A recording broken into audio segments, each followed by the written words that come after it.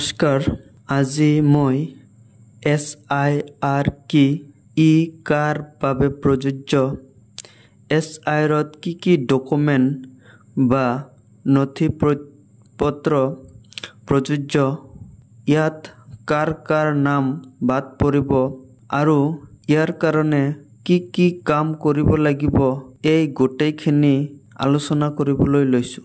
SIR হল special intensive revision অৰ্থাৎ ভোটাৰৰ বিশেষ নিবিড় পৰীক্ষণ। ভাৰতৰ নিৰ্বাচন আয়োগৰ দ্বাৰা এই SIR কাম সম্পূৰ্ণ কৰা হয়। প্ৰত্যেক এটা নিৰ্দিষ্ট সময়ৰ মূৰে এই SIR বা ভোটাৰৰ বিশেষ নিবিড় পৰীক্ষণ কৰা হয়। ইতিমধ্যে বিহাৰত SIR হৈছে। বিহাৰৰ পিছত আমাৰ অসমত হ'বলৈ গৈ আছে। অসমৰ পিছত পশ্চিমবংগ, তাৰপিছত পণ্ডিচেৰী, কেৰেলা এনেকৈ SIR চলি থাকিব। আমাৰ এই আগষ্ট মাহত ভাৰত নিৰ্বাচন আয়োগৰ দ্বাৰা SIR কাম আৰম্ভ হ'ব বুলি আমি ইতিমধ্যে গম পাইছোঁ। এই SIRৰ যোগেদি প্ৰকৃত নাগৰিকক চিনাক্তকৰণৰ বাবে এই প্ৰক্ৰিয়া কৰা হয় যাতে প্ৰকৃত নাগৰিকে নিৰ্দিষ্ট ভোটাৰ তালিকাত সন্নিৱিষ্ট হৈ থাকে আৰু উপৰঞ্চি বা নথকা মানুহৰ নাম বাদ দিবলৈ এই ভোটাৰ তালিকাৰ সূক্ষ্ম পৰীক্ষণ কৰা হয়। ইয়াত এটা নিৰ্দিষ্ট চন ধৰি তাৰ আগৰখিনি বৈধ বুলি ধৰি পিছৰ নাম উঠোৱা বা নাম থকা মানুহক চিনাক্ত কৰিবলৈ বা নিৰ্দিষ্ট নথি জৰিয়তে তেওঁলোকক ভোটাৰ তালিকাত স্থায়ীভাৱে অন্তৰ্ভুক্তি কৰিবলৈ এই SIR বা ভোটাৰৰ বিশেষ নিবিড় পৰীক্ষণ কৰা হয়। আমাৰ অসমত 2005 চনৰ পিছত ভোটাৰৰ নামৰ তালিকাত অন্তৰ্ভুক্ত হৈ থকা ভোটাৰসকলৰ বাবে এই SIR বা ভোটাৰৰ বিশেষ নিবিড় পৰীক্ষণ অনা হৈছে। এতিয়া আমি 2005 চনৰ পিছত নাম তোলা ভোটাৰ তালিকাত নাম থকা বা 2005 চনৰ পিছত অন্তৰ্ভুক্ত হোৱা ভোটাৰসকলক কি নথি পত্ৰৰ প্ৰয়োজন হ'ব বা 2005 চনৰ পিছত ভোটাৰ তালিকাত নাম থকা মানুহসকলে কি নথি পত্ৰ হাতত ৰাখিব লাগিব। নিৰ্বাচন আয়োগৰ দ্বাৰা 11খন নথিৰ বিষয়ে ইতিমধ্যে আলোচনা চলি আছে। এই 11খন নথি SIR বা ভোটাৰ তালিকা সূক্ষ্ম নিৰীক্ষণৰ বাবে প্ৰয়োজনীয় নথিসমূহ মই স্ক্ৰীনত এটা এটাকৈ আলোচনা কৰি যাম। 1 নম্বৰত আছে চৰকাৰী চাকৰিয়াল বা অৱসৰপ্ৰাপ্ত কৰ্মচাৰীৰ প্ৰমাণপত্ৰ, any identity card, pension payment order issued to regular employee / pensioner of any central government / state government / PSU। 2 number 1987 চনৰ 1 জুলাইৰ পূৰ্বৰ চৰকাৰী নথি, any identity card, certificate, document issued in India by government, local authorities, banks, post office, LIC, PSUs, prior to 1 July 1987 অর্থাৎ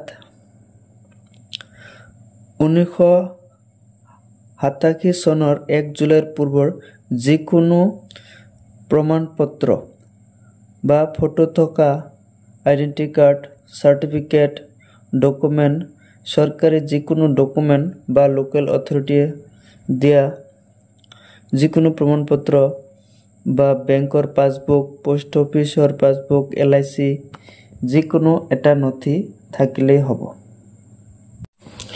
নথি নং 3 জন্মৰ প্ৰমাণপত্ৰ birth certificate issued by the competent authority যিকেইজনৰ বাৰ্থ সাৰ্টিফিকেট বা জন্মৰ প্ৰমাণপত্ৰ আছে তেওঁলোকে জন্মৰ প্ৰমাণপত্ৰ দিব পাৰে নাইবা জন্মৰ প্ৰমাণপত্ৰ নাথাকিলে অন্য যিকোনো এটা প্ৰমাণ দিলেই হ'ব। নথি নম্বৰ 4 বৈধ পাসপোৰ্ট বা পাৰপত্ৰ দিলেও হ'ব। নথি নম্বৰ 5 জন্মৰ তাৰিখ থকা বোৰ্ড বা বিশ্ববিদ্যালয়ৰ certificate matriculation educational certificate issued by recognized boards universities জন্মৰ তাৰিখ থকা বিশ্ববিদ্যালয় মহাবিদ্যালয় প্ৰমাণপত্ৰ দিলেও হ'ব। 6 নম্বৰ নথি হল সংশ্লিষ্ট এলেকাত স্থায়ীভাৱে বসবাস কৰাৰ প্ৰমাণপত্ৰ পাৰ্মানেন্ট ৰেসিডেন্ট সাৰ্টিফিকেট ইস্যুড বাই কম্পিটেন্ট স্টেট অথৰিটি। 7 নম্বৰ বনাঞ্চলত বসবাস কৰাৰ অধিকাৰ থকাৰ প্ৰমাণপত্ৰ ফৰেষ্ট ৰাইট সাৰ্টিফিকেট। 8 নং নথি হল অনুসূচিত জাতি বা জনজাতিৰ প্ৰমাণপত্ৰ OBC SC ST or any caste certificate issued by the competent authority জাতিৰ প্ৰমাণপত্ৰ থাকিলেও হ'ব। 9 নম্বৰ নথিপত্ৰ হল NRCৰ তালিকাত নাম NRCৰ তালিকাত নাম থকা নথিটো দিলে হ'ব। National Register of Citizens whenever it's exist NRCৰ ফাইনাল ড্ৰাফট নাম আহিব লাগিব হেতুহে কাৰ্যকৰী হ'ব। 10 নম্বৰ নথি ৰাজ্য চৰকাৰে বা স্থানীয় প্ৰশাসনে প্ৰস্তুত কৰা পাৰিবাৰিক register family register prepared by state local authorities এইটো আমাৰ ইয়াতে নাই উত্তৰ প্ৰদেশত এইটো আছে এইটো ইমান দৰকাৰী নহয়। 11 নম্বৰ নথিটো হল চৰকাৰে প্ৰদান কৰা মাটিৰ দলিল বা পট্টা any land house allotment certificate by government চৰকাৰে প্ৰদান কৰা যিকোনো পট্টা বা দলিল দিলেও হ'ব। তলত এটা কথা উল্লেখ কৰিছে যিহেতু 2005 চনৰ ভোটাৰ তালিকাখনক ভিত্তি বৰ্ষ হিচাপে লোৱা হৈছে গতিকে যিসকল ব্যক্তিৰ নাম 2005 চনৰ ভোটাৰ তালিকাত আছে সেইসকলে কোনো ধৰণৰ নথি পত্ৰ জমা দিয়াৰ প্ৰয়োজন নাই। 2005 চনক বৈধ ভোটাৰ লিষ্ট বুলি গণ্য কৰি তেওঁলোকৰ নথি পত্ৰৰ প্ৰয়োজন নাই বুলি উল্লেখ কৰিছে। হে 2005 চন বা তাৰ আগত ভোটাৰ তালিকাত নাম থকা সকলৰ চিন্তা কৰিবলৈ কোনো কাৰণেই নাই লোক নিশ্চিন্ত থাকিব লাগে আৰু 2005 চনৰ পিছত নাম থকা সকলৰ এই 11টা নথিৰ ভিতৰত যিকোনো এটা নথি দিলেই তেওঁলোকৰ ভোটাৰ তালিকাৰ নাম বৈধ বুলি গণ্য কৰা হ'ব। ভোটাৰৰ বিশেষ নিবিড় পৰীক্ষণ স্পেচিয়েল ইন্টেনসিভ ৰিভিজন বা SIৰ ফালৰ পৰা এটা গুৰুত্বপূৰ্ণ নিৰ্দেশনা দিছে। ভাৰতৰ নিৰ্বাচন আয়োগৰ দ্বাৰা এই আগষ্ট মাহৰ পৰা অসমত আৰম্ভ হ'ব ভোটাৰৰ বিশেষ নিবিড় পৰীক্ষণ স্পেচিয়েল ইণ্টেনচিভ ৰিভিজন। জনসাধাৰণৰ বাবে এই নিৰ্দেশনাখন SIRৰ ফালৰ পৰা এই নিৰ্দেশনাটো জনহিতাৰ্থে প্ৰস্তুত কৰিছে। মই এইটোৱে ইয়াতে উল্লেখিত কথাখিনি মই কেৱল গাই দিছোঁ। এই প্ৰক্ৰিয়াত নিৰ্বাচন আয়োগৰ দ্বাৰা নিয়োজিত বিষয়াই ঘৰে ঘৰে প্ৰতিজন ভোটাৰক একোখনকৈ ফৰ্ম ফিলআপ কৰাব আৰু নিম্নলিখিত নথি পত্ৰ সমূহ জমা ল'ব। পুনৰীক্ষণত জমা দিয়া ফৰ্মখন একপি নিজৰ হাতত ৰাখিব।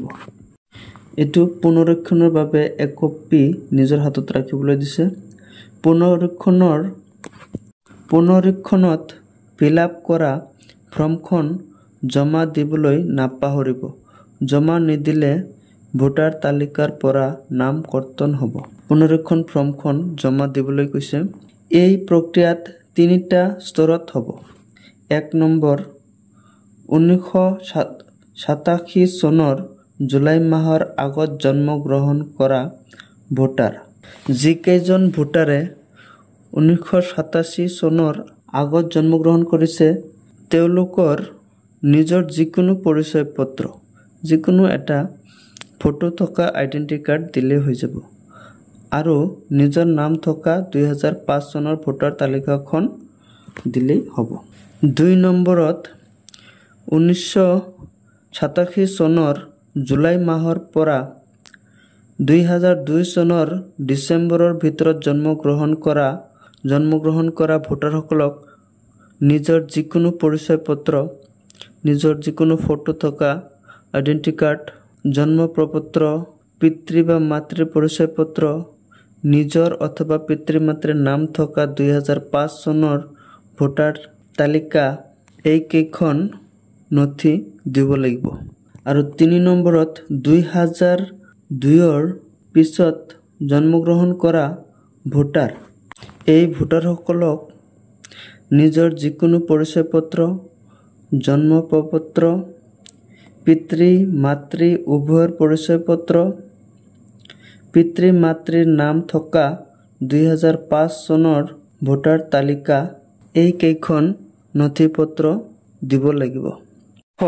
এই SIRৰ জৰিয়তে কাৰ কাৰ নাম কটা যাব বা বাদ পৰিব।